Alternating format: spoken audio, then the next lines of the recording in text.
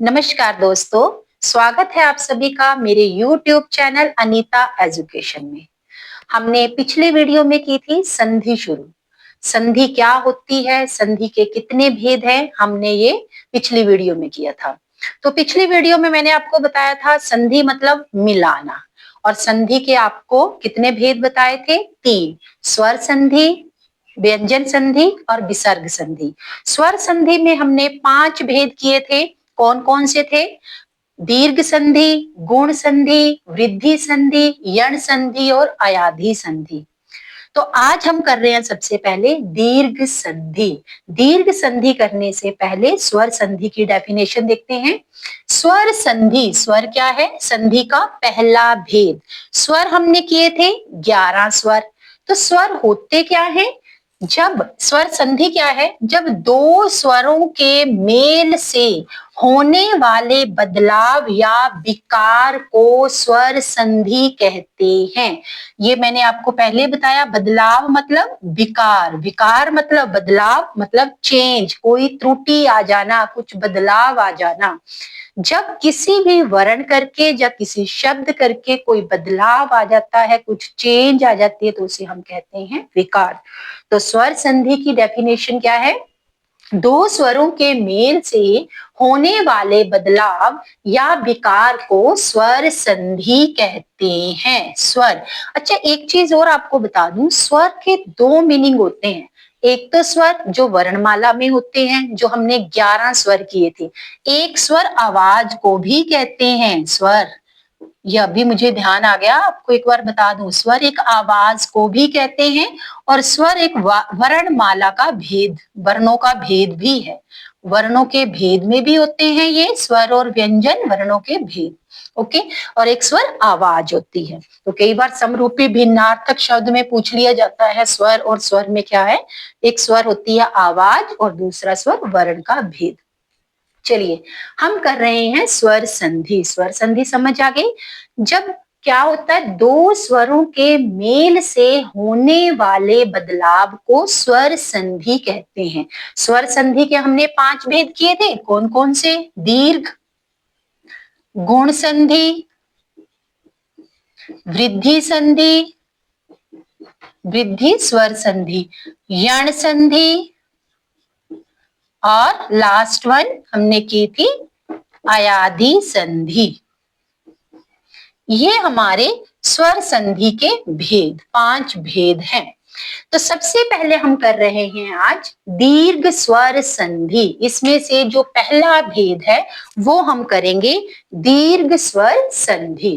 तो दीर्घ स्वर संधि समझिए, दो सजातीय स्वरों के बीच संधि होकर उसका दीर्घ स्वर बन जाता है। देखिए, दीर्घ स्वर संधि क्या होती है? दो सजातीय, सजातीय शब्द का मतलब क्या है? एक ही जैसे, जैसे छोटा अ, बड़ा अ, ई उ, सजातीय मतलब एक जैसे ही। उनको मिलाने से उसी का दीर्घ, दीर्घ होता है बड़ा। जैसे अ है और आ है, अब ये एक छोटा अ है, एक बड़ा आ है, तो लेकिन उसी का बड़ा बन जाना, उसी का दीर्घ रूप बन जाना, तो वो कहलाता है दीर्घ स्वर संधि। देखिए, संधि बेटा आपको बहुत इंपॉर्टेंट है। ये जैसे हम कर रहे हैं अपनी क्लासेस एचपी पुलिस कांस्टेबल के रिटन एग्जाम की, तो हर बार बेटा इस एग्जाम में आपको 2-3 मार्क्स के संधि में से क्वेश्चन आते हैं। और भी जितने भी आप क्वेश्चन देते हैं, चाहे एचपी टेट है, कमीशन का है, जेवीटी है, पटवारी का है, उसमें ये संधि जरूर पूछी जाती है। तो संधि को समझने के लिए इसके जो नियम है उनको समझना बहुत जरूरी है। तो दीर्घ स्वर संधि में जो पहला भेद है वो हम कर लेते हैं, इसके नियम। नियम 1 में क्या है? देखिए, अगर मैंने बोला, इसमें आपको बताया सजातीय, सजातीय मतलब अपने ही जैसा, वैसे ही, चाहे आप अ ले लीजिए, ई ले लीजिए। इसमें आज मैं आपको 4 नियम बताने वाली हूँ। पहला है एक साइड अ है और दूसरी साइड आ है। तब भी देखिए एक जैसे ये भी अ है, ये भी आ है, तो यहाँ पे क्या कहा, सजातीय स्वरों के बीच संधि होकर उसका दीर्घ, दीर्घ मतलब बड़ा, ये बड़ा ही बन गया। ओके, दूसरा अगर यहाँ भी अ है, ये भी लघु, ये भी लघु, और ये बन गया दीर्घ, फिर आ बना, बनना आ ही है, उसी की, उसी जैसा ही, उसी वर्ण का वैसे ही बनेगा। तीसरा, अगर सपोज करो यहाँ बड़ा आ गया, यहाँ छोटा अ आ गया, फिर भी ये दीर्घ। अगर यहाँ भी आ, यहाँ भी आ, तब भी आ ही बना। मतलब आप किसी भी साइड से ले लीजिए, उसी रूप का सजातीय मतलब वैसा ही, आ को ले रहे हैं तो बड़ा आ ही बनेगा, दीर्घ ही बनेगा। ये है पहला रूल। अब इसकी एग्जाम्पल्स करते हैं हम। पहली एग्जाम्पल देखिए। अब आपको मैंने बेटा बताया था कि जो हमारी संधि है वो कहाँ पे होती है, पहले शब्द का अंतिम वर्ण और दूसरे शब्द का पहला वर्ण, वहां पे हमारी संधि होती है। अब देखिए यहाँ पे लेते हैं हम,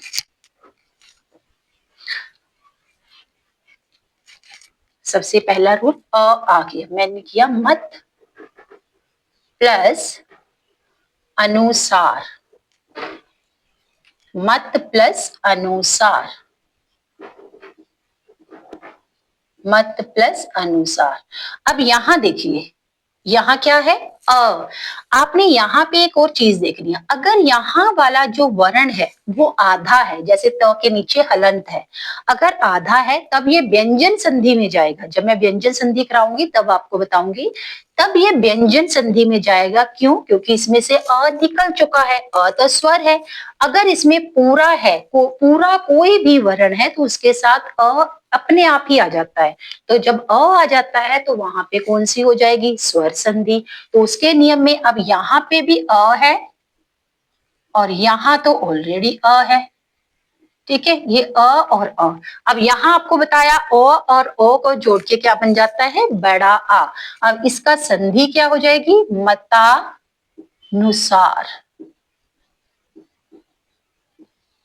आ गया बड़ा आ। ठीक है, मत प्लस अनुसार, मत अनुसार नहीं लिखना, मतानुसार, उसी का, सजातीय का, उसी का बड़ा हो गया। ठीक है, सेकंड देखिए, विद्या,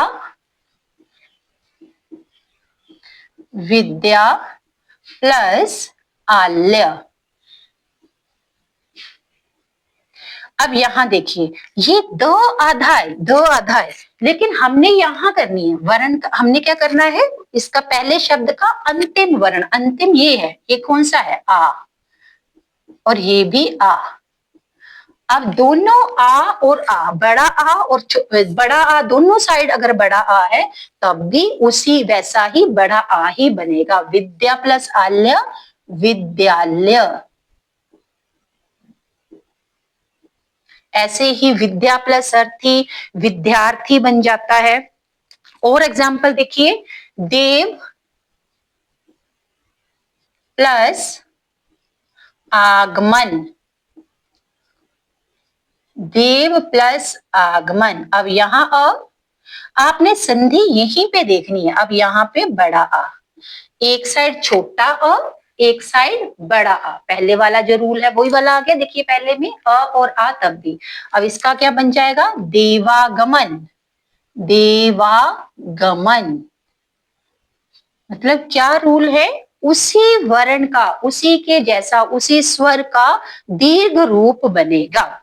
अगला देखिए नेक्स्ट, एक रामायण, ये वाला वर्ड बेटा बहुत बार आता है संधि के लिए, राम प्लस आयन, राम प्लस अयन। अब यहाँ पे अयन देखिए कौन सा है, आयन, न है यहाँ पे दूसरे वाला, रामायण। ओके, अब यहाँ पे क्या है, यहाँ पे भी ओके, तो क्या बन जाएगा, रामायण। ये आपका पहला पहला जो नियम बताया, वाला अ और आ को मिलाकर उसी का सजातीय स्वर का ही आपका दीर्घ स्वर बनेगा।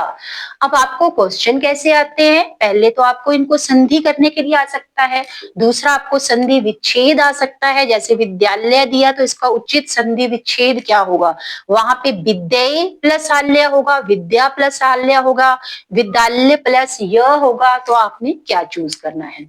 थर्ड तरह से आ सकता है, जैसे आपको देवागमन दिया है तो यह संधि के कौन से भेद में से लिया गया है, या इसका कौन सा भेद है, या स्वर संधि का कौन सा भेद है, या संधि का कौन सा भेद है।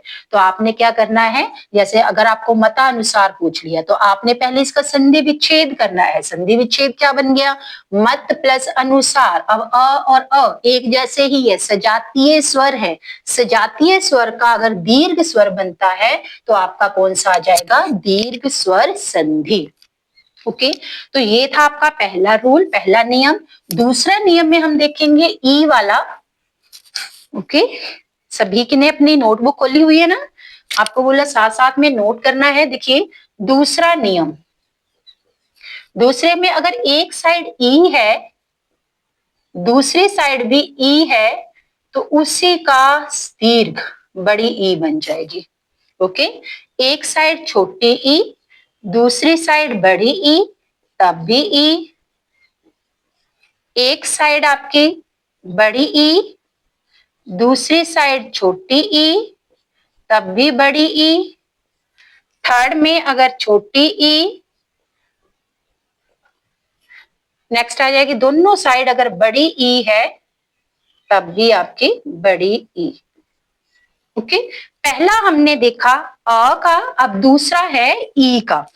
ई का नियम, अब क्या देखा? सजातीय। देखिए दीर्घ, दीर्घ का मतलब क्या है? बड़ा, मतलब उसी सजातीय, उसी ग्रुप का बड़ा बनना, बड़ा बनना, दीर्घ बनना। पहले हमने अ का नियम देखा, अब इसमें देखिए। अब ई वाले में देखिए, अब इसकी एग्जांपल ले लेते हैं। रवि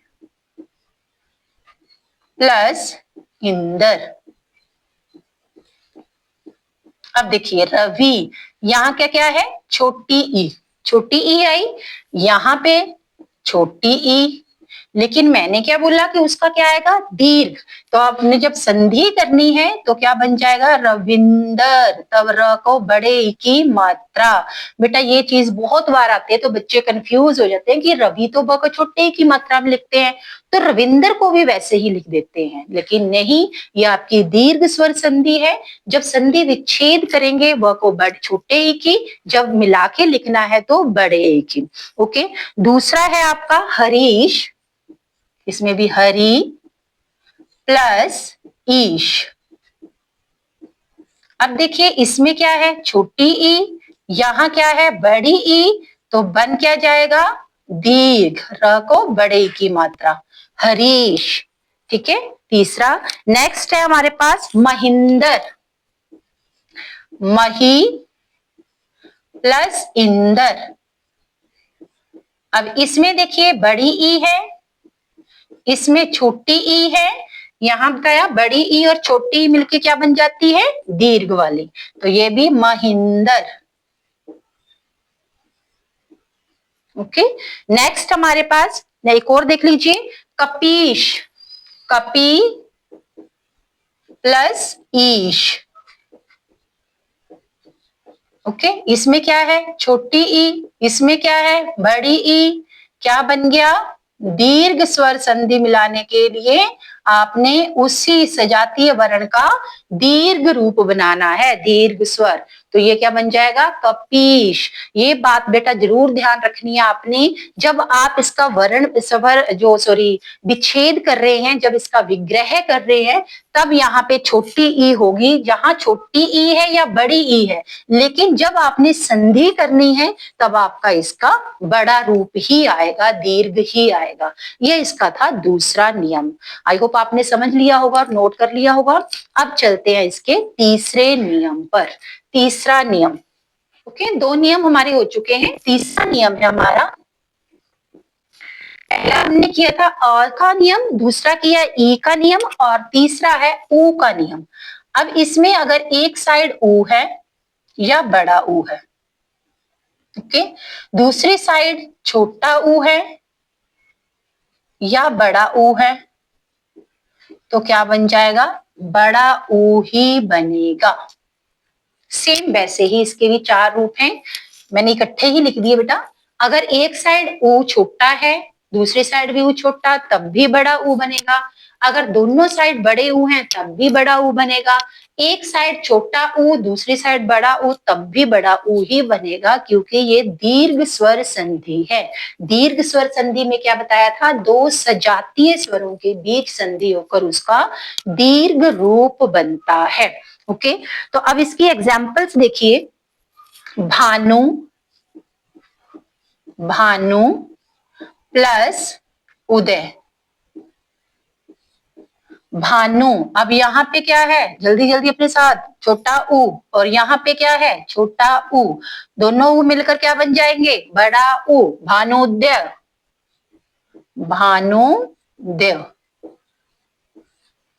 ओके, दोनों में मिलाकर क्या बन गया आपका, भानुद्य, बड़ा ऊ। नेक्स्ट आपका बधूर्मी, बधू प्लस उर्मी। अब देखिए इसमें बधू, ध को कौन सी ऊ की मात्रा है, बड़े ऊ की। उर्मी में ऊ को छोटा ऊ, छोटा और बड़ा दोनों मिला के फिर दीर्घ, बधूर्मी। एक जैसा ही बन जाता, उसी स्वर का आपने दीर्घ रूप लेना है। नेक्स्ट है आपका लघुत्तम। लघु कैसे लिखते हैं हम, लघु को छोटी ऊ की मात्रा प्लस उत्तम,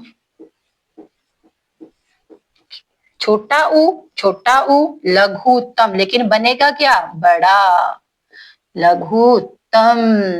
आपने चाहे उसका क्या लेना, दीर्घ रूप लेना है, चाहे आपने उसका स्मॉल रूप, छोटा रूप लेना है, लेकिन वो बनेगा क्या, दीर्घ ही बनेगा। एक और एग्जाम्पल देख लेते हैं इसकी। भानुद्य आपने देख ली, सूर्य उदय ले सकते हैं आप, है ना, तो ये आपकी ऊ वाली हो गई। अब नेक्स्ट है आपका लास्ट इसका, वो बता रही हूं आपको, री से संबंधित। ये था आपका ऊ से, तीन नियम हमने कर चुके हैं।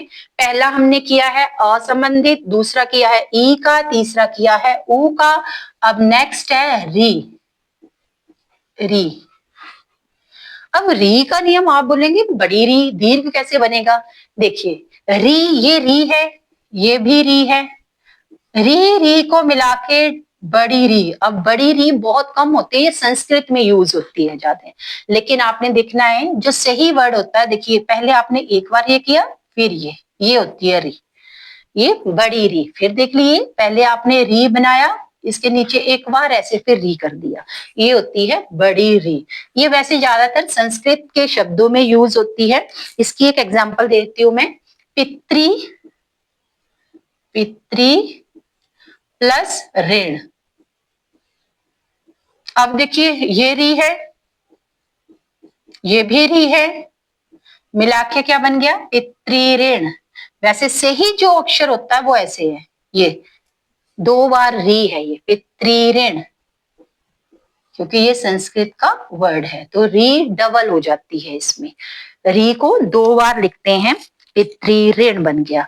एक और इसमें दे सकते हैं मातृऋण, जैसे बताते हैं वो भी ऐसे है, मातृ, री की मात्रा, ऋण, इसको भी ऐसे ही लिख सकते हैं।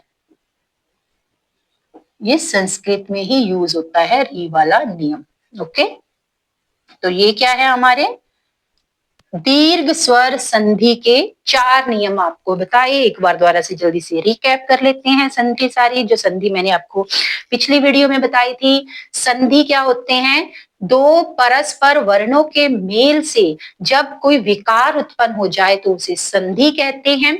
संधि विकार क्या बताया था आपको, बदलाव, चेंज, त्रुटि आनी। और जो संधि है उसके आपको तीन भेद बताए थे, स्वर संधि, विसर्ग संधि और व्यंजन संधि। स्वर संधि के 5 भेद थे, जिसमें से दीर्घ संधि, गुण संधि, वृद्धि संधि, यण संधि और अयाधि संधि। तो सबसे पहला आज हमने किया है दीर्घ स्वर संधि। दीर्घ स्वर संधि क्या थी? दो सजातीय स्वरों के बीच संधि होकर उसका दीर्घ स्वर बन जाए तो वो दीर्घ स्वर संधि कहलाती है। इसके 4 नियम किए, अ का नियम किया, ई का नियम किया, उ का और रे का नियम किया। मतलब इसमें एक जैसे ही दोनों साइड जब हम संधि विच्छेद होगा तो दोनों में ही पहले शब्द का अंतिम और दूसरे शब्द का पहला वर्ण एक जैसा ही होगा तो उनका क्या हो जाएगा? दीर्घ रूप बन जाएगा। ओके, तो आपने बेटा इसके साथ के अपने आप ही हर नियम के 5 अपने आप ही एग्जाम्पल्स और ढूंढनी है और लिखनी है, उनका विग्रह भी करना है और उनकी संधि भी करनी है। ये आपको बता दिए 3 तरह से क्वेश्चन आ सकते हैं, संधि करना, संधि विच्छेद करना या उसका भेद पूछा जा सकता है। तो अगर आपको वीडियो अच्छी लगे और इसमें से कोई पॉइंट समझ आया है, कोई भी पॉइंट समझ आया है, तो चैनल को लाइक, शेयर और सब्सक्राइब करना ना भूलें। Thank you.